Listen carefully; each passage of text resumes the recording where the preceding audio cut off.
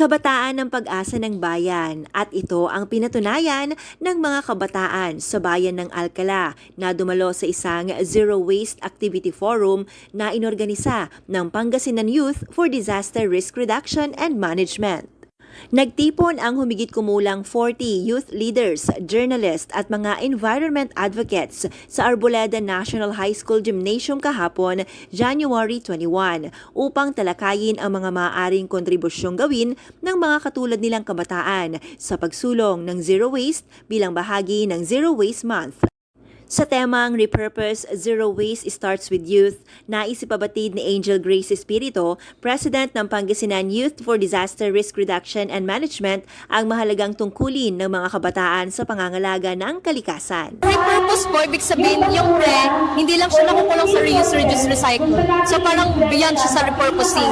And yung purpose po, yung parang purpose natin ng mga youth, di ba, na to save the environment, gano'n. And yung parang 5 sa purpose is the 5th anniversary. Ayun, so ayun sa mga kabataan, lagi-lagi tayong makisama sa mga plano at solusyon sa pag-iingat sa ating kalikasan.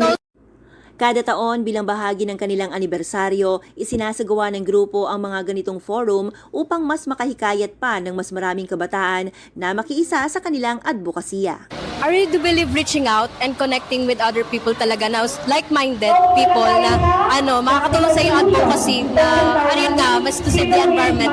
Yun doon tayo magsisimula kasi ayun nga, once na may na-light ka na generation of youth, mag-double-double na siya. So ayun, talagang climate change ang biggest talk ngayon. So kailangan talaga natin i-action natin.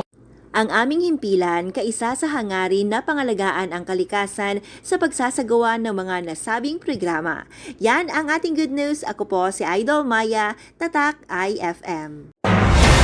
IFM News. IFM News. IFM News.